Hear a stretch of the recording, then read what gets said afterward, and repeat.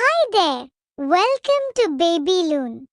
लाल चांद की भयावह रात में पूर्ण चंद्र ग्रहण के दौरान पृथ्वी की छाया के कारण आसमान में लालिमा छा जाने वाली एक दुर्लभ खगोलीय घटना घटित होती है। यह दृश्य जो सदियों से डर, मिथकों और अंधविश्वास से जुड़ा रहा है।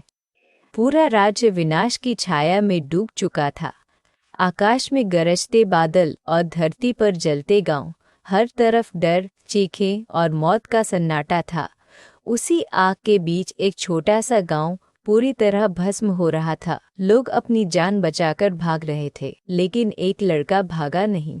अचानक आग के बीच से एक विशाल अंधकारमय दैत्य उभरा। उसकी आंखें लाल अंगारों की तरह जल रही थी और हर कदम के साथ धरती कांप रही थी। लड़का ठिठक कर खड़ा रह गया। डर था, पर वह वहां पर कुछ कर नहीं पाया। कुछ दिनों के बाद फिर से गांव पर दैत्य का हमला हुआ। लोग अपनी जान बचाकर भाग रहे थे, लेकिन इस बार वह लड़का भागा नहीं, लेकिन उससे ज्यादा कुछ और, जैसे भीतर कोई अनजानी शक्ति जागने वाली हो। दैत्य उसकी ओर झपटा। उसी क्षण लड़के की आंखों में सुनहरी रोशनी चमक उठी। उसकी हथेलियों से हल्की पर चमकदार ज्वाला फूट निकली, ऐसी आग जो जलाती नहीं बल्कि अंधकार को मिटाती थी। दैत्य पहली बार पीछे हटा, मानो उसे डर लग गया हो, और अगले ही पल वह राख बनकर हवा में बिखर गया। दूर खड़ा एक बूढ़ा शिकारी यह सब देख रहा था। उसने समझ लिया, भविष्यवाणी सच हो चुकी है। वह लड़के के पास आया और उसे अपने साथ ले गया, उस रास्ते पर जहां से वापसी संभव नहीं थी। वे घने भयावह जंगलों से गुजरे, जहां पेड़ों की परछाइयां भी जीवित लगती थीं। आखिरकार वे बर्फ से ढके पहाड़ों में छिपे एक प्राचीन किले तक पहुंचे। यहीं से लड़के की कठोर प्रशिक्षण की शुरुआत हुई। दिन में तलवार, रात में जादू, बार बार गिरना, फिर उठना, फिर गिरना। कभी उसकी शक्ति नियंत्रण से बाहर हो जाती, कभी वह खुद ही बेहोश होकर गिर पड़ता, लेकिन धीरे धीरे वह बदलने लगा।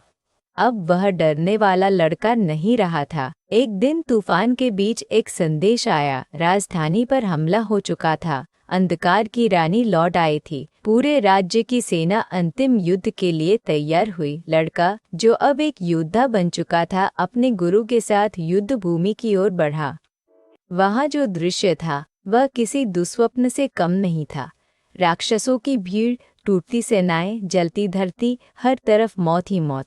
लड़का बहादुरी से लड़ा, लोगों को बचाया, दुश्मनों को काट गिराया।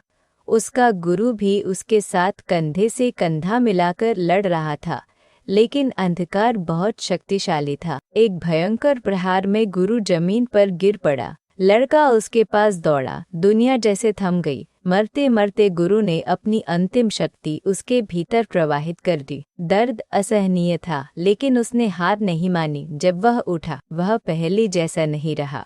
उसका शरीर प्रकाश से चमक रहा था। उसके चारों ओर ऊर्जा के पंख फैल गए। अब वह केवल इंसान नहीं, आशा का प्रतीक बन चुका था। अंधकार की रानी स्वयं उसके सामने उतरी। आकाश में प्रकाश और छाया की भयंकर टक्कर हुई। धरती फट गई, पहाड़ कांप उठे और हवा ऊर्जा से भर गई। लड़का लगभग हार चुका था, तभी उसे अपने गुरु के शब्द याद आए। वह क्यों लड़ रहा था? डर से नहीं, बल्कि लोगों के लिए। उसने अपनी पूरी शक्ति एकत्र की और शुद्ध प्रकाश की अंतिम लहर छोड़ी। रानी की छाया दरकने लगी और वह हजारों चमकते कणों में टूटकर गायब हो गई। अंधकार समाप्त हो चुका था, लेकिन लड़का भी आकाश से गिर पड़ा। कुछ पल के लिए सबको लगा शायद वह नहीं बचा। फिर धीरे धीरे उसने अपनी आंखें खोली। सुबह की पहली किरणें युद्ध भूमि पर पड़ रही थीं। लोग शहर को फिर से बसाने लगे।